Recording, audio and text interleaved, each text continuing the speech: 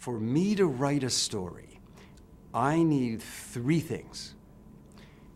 They can come in any variety of forms, but they have to be there. These three things are a young hero, a magical place, and a big idea. Let me just explain a bit about that. First of all, I need to have that hero. I need to have that girl or boy or baby dragon who I really care about. I really want to survive, and more than that, I want to see unfold and become, just like a little apple seed. You'd never guess that that little tiny seed could actually become this wondrous, centuries-old tree that can bear fruit of its own and all the rest.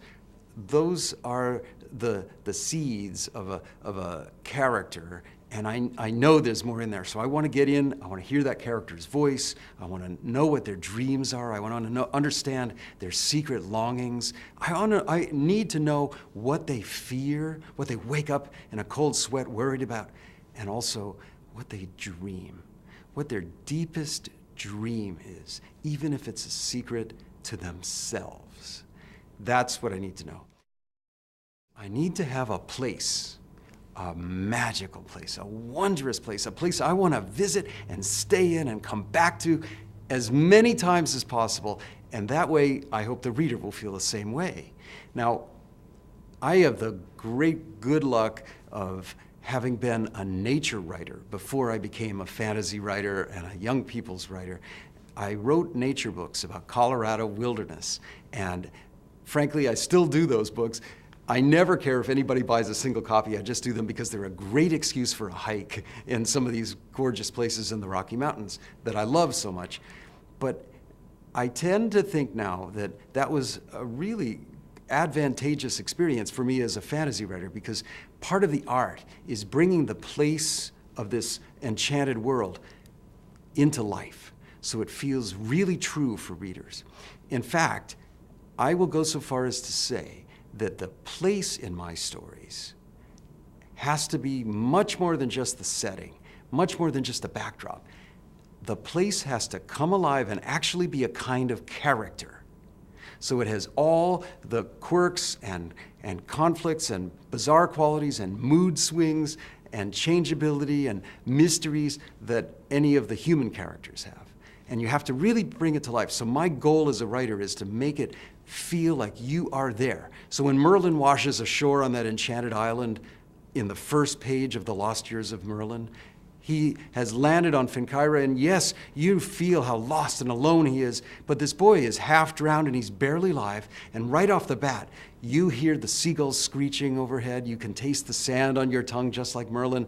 You are full of, there's seawater everywhere, you smell that briny breeze, and even then the sea is trying to tug on your torn tunic and drag you under the waves and drown you. That's the feeling. I want you to be there. The third element that must be in a story after a young hero, a magical place, is a big idea. Now, this is a very important piece because in the story that you're writing, I'm hoping I have a great adventure and a wonderfully compelling character and a magical, wondrous place, but I also need to have a big question, something about what it is to be human and alive, something that gives the story depth. The stories that really have touched us all and lasted over time. Stories like Charlotte's Web or A Wrinkle in Time or Tolkien's Lord of the Rings. Those kinds of books really have deep ideas going on underneath them. And that is, I think, very important, not just for me as a writer, but for the thoughtful reader out there. And so there's always a question. For example, the story of young Merlin is really a question about, do we all have something magical down inside of ourselves? Do we all have the potential, when washed ashore in life, to reach down inside and find something that's remarkable, heroic, maybe even magical? Or in the ancient one, Kate's journey back in time through the ancient redwood tree. That's really a story where I created every chance possible to ask the question, how are we all connected to each other? In what ways? Across time, across cultures, across gender, maybe even across species. Those kinds of questions really drive a book and give it heft. People ask me sometimes, why write fantasy? And you know, I think the answer is First of all, it's an amazing way to travel. You can go anywhere you want to go as long as you know what the rules are, you can bend them. But there's another reason. It's also that fantasy is the best way I know to ask the really biggest, deepest questions about life. Because when you write fantasy, you take our life, our world, and you look at it in a mirror, but you bend the mirror so that you can emphasize certain qualities and diminish others. So when you look in that mirror, you can raise the profile of issues like can we all live sustainably in our environment with our fellow creatures? Or can one person's life really, truly make a difference in all kinds of unexpected ways? Whatever the question, you can imagine a world where that question is really forefront and others are diminished. And that's the beauty of fantasy. Every single one of my books, whatever kind, whatever genre, you will find a young hero in the middle of the story. A girl or a boy, or maybe even a little dragon as small as your baby finger. But that young hero is the center of the story, and you really need to care about that person. Whether it's young Merlin who washes ashore on the very first page of The Lost Years of Merlin, or my heroic teenage girl Kate, who's 12 years old and goes back in time through an ancient redwood tree that's also a time tunnel. Or in the new Merlin's Dragon, that little baby dragon who is the one creature who just might save the wizard Merlin's life. There's always a heroic person in the center. But about 10 years ago, I'm thinking I was in Columbus, Ohio, and a girl came up to me after one of my talks at a high school, and she said, "You know, Mr. Barron, your books are all right, but I know how it really works." And I said, "Oh, what do you mean by that?" And she said, "You know, you write these stories about somebody washes ashore and ends up a great wizard, or goes back in time, saves her town, or saves the world, saves the universe, whatever. But I know that only happens in fairy tales. Kids can't do that kind of stuff. Kids can't do anything really important. That never happens in our world." And I'll tell you, that girl's just dead cynicism really hit me hard. And the whole trip back home to Colorado, I started thinking, what can I do for that girl? What kind of medicine could I give her to revive her sense of her own potential and give her a sense of her own possibilities? I came up with the idea of stopping writing my novels and my picture books and writing a nonfiction book called The Hero's Trail, which is a collection basically of more than 100 little stories about true kids from every description, every background, who have really done something heroic. And in their own way, just like the young Merlin, they've washed ashore in life in a very difficult place and felt lost and alone just like Merlin did. And so I decided to write a nonfiction book, The Hero's Trail, that's a collection basically of more than 100 stories of real young people from every walk of life, every description, all around the world, all across time, who have found themselves washed ashore in a very similar way to Merlin, but in the real world. And they've been lost and confused and had to deal with an enormous obstacle, but just like Merlin, reached down inside themselves and found something remarkable, something heroic. And when they did that, they not only helped themselves, but they helped the world. Now, some of these kids in The Hero's Trail are kids you've heard about, kids like Anne Frank or Wilma Rudolph. And some of them are kids you've never heard of. And that's part of the point, because the real heroes are the quiet heroes all around us whose stories often never get celebrated, although they should. And part of the point I was trying to make was that we as a whole society are very, very confused about the difference between what is a hero and what is a celebrity. We are seriously mixed up about that as a country. And you think about how much airtime we give to the brief flash in the pan celebrities and how little we give to those honest, true acts of courage or compassion or generosity or hope, perseverance, faith, bravery, humor when it's difficult, all of those things.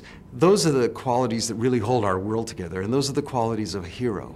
And they're much longer lasting, as well as being under the surface and hard to see on the outside.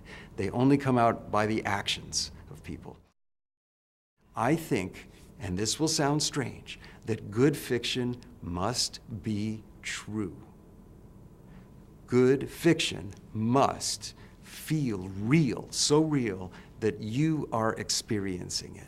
There's an old saying by Coleridge that people often quote that says that good fiction creates a willing suspension of disbelief.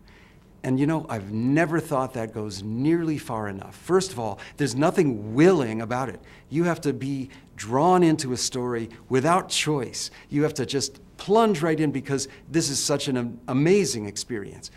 And second of all, there's no suspension of disbelief. In fact, that's negative. What's really happening in a good story is that you believe. It's a positive attraction. And so a great story creates an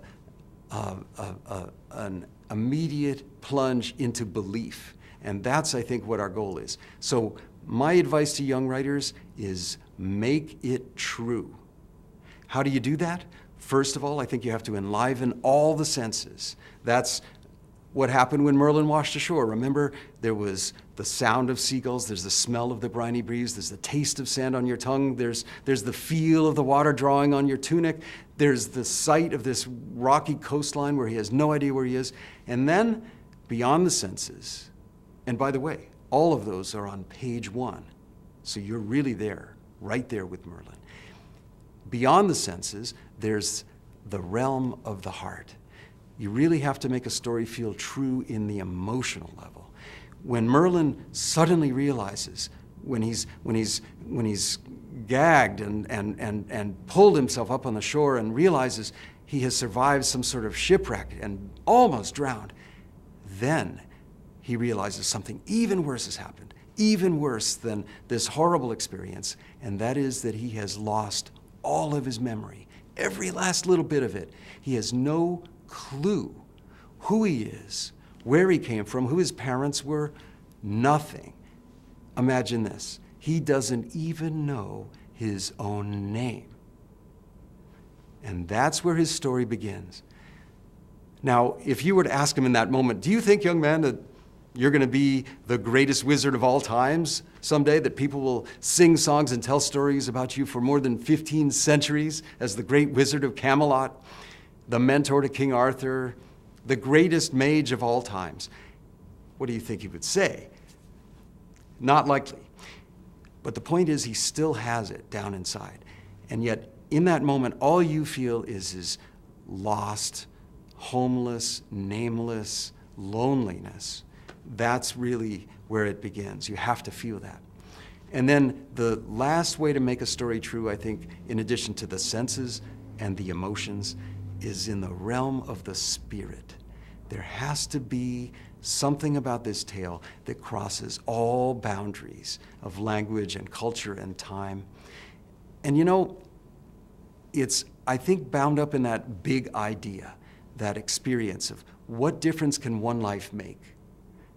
That's a question that's at the bottom of all my books. Really, does one life matter? And while I believe the answer is absolutely yes, we have to earn that answer. We have to struggle and go through incredible turmoil and feel lost and alone to get there. But when it works, it's a beautiful thing. One reason I love this job so much, and I'm so lucky to have a job where I feel like I'm playing and working at the same time every single day, is that it wasn't always this way. While I really longed to be a writer, my first book that I wrote right after college had, I guess you could say, a fabulous reception. I got rejected not once, not twice, but 32 different times. No kidding, 32 publishers. I have a folder that thick of letters that say basically, go away. Don't even try again.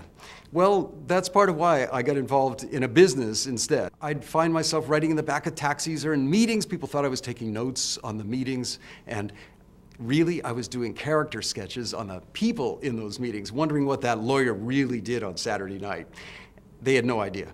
But finally, I realized, 7, 8, 9 years had gone by, and life is so brief as it is. And I still had this yearning to try once again to be a writer. As much as I enjoyed the job, I stayed up most of one night talking with my wife, really thinking about it, and fortunately she was all there supporting me and backed whatever I wanted to do. But the truth is that was 20 years ago now and counting. 20 years, 24 books, 13 languages, a movie in the works, all these wonderful things happening, bestsellers, and frankly, most important of all, the greatest job somebody could have, because it's what I really love down inside. When people ask me, was it scary to change careers? I say, sure, it's always scary if you change your job or you change your city, but what's really scary is to imagine yourself growing old and thinking about being 80 or 90 years old and realizing, I had that dream. I always wanted to be a whatever, but I never had the courage to really try it. Merlin's Dragon is the story of my most unlikely hero ever. And also, by the way, the most unusual dragon you've ever met. This is the tiniest creature in all of Merlin's worlds. He is chased, stepped on, everybody wants to eat him. It's a humiliating, really difficult life. And every day, if he survives, he comes home just wondering how he's going to make it through the next day. But this little fellow is also the one creature who has a chance to save the life of the great wizard Merlin.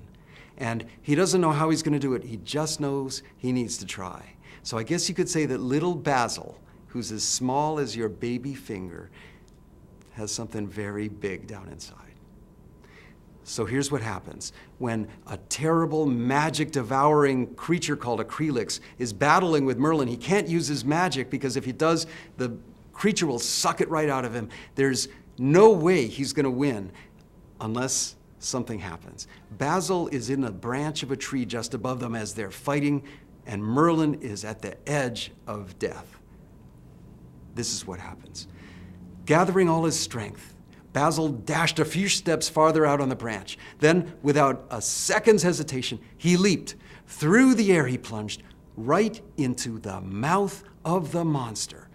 He tumbled between two of the deadly fangs, just missing their gleaming tips by a hair's breadth. As light as a twig, he landed on top of the Krelix's blood-red tongue. And then he did something no twig could have done. He bit that tongue hard. Clamping his slim little jaws on the soft flesh, he squeezed with all of his might so ferociously that one of his tiny front teeth cracked and broke off. A new shriek erupted from the Krelix. The noise, for Basil, was deafening, echoing all around him in the cavernous mouth. But he barely noticed, since he needed all of his concentration to stay focused on his one goal, hanging on. The Krelix writhed and shook his head madly, all the while it continued to screech and also to wag its tongue, bashing Basil against the roof of its mouth again and again. Soon he felt dizzy as well as nauseous from the overpowering stench of the Krelix's breath, something like curdled vomit. Still, he hung on. Biting with every last morsel of strength, he endured the shrieks in his ears and the assaults on his body. His shoulders and back stung with excruciating pain. The smell made him gag. His jaws felt ready to explode. And still, he hung on. He didn't notice the blood pouring down from his broken tooth, nor the fact that he could no longer hold his wounded wing against his back. The wing, now just a mass of broken bones and ripped flesh, slapped lifelessly whenever the beast's tongue moved. And still, Basil hung on. Darkness seeped into his mind like poison polluting a stream. He began to lose awareness of where he was and why. He even forgot, as the darkness stifled his thoughts, what had caused him to sacrifice his one little life. At last, the darkness overwhelmed him completely. His battered body finally relaxed and slumped lifelessly in the mouth of the Krelix. Even then, however, some of his muscles remained rigid, so firmly fixed, no force in all of Avalon could possibly budge them. His jaws still held tightly to the monster's tongue. What happens next? You'll have to read the next chapter to find out.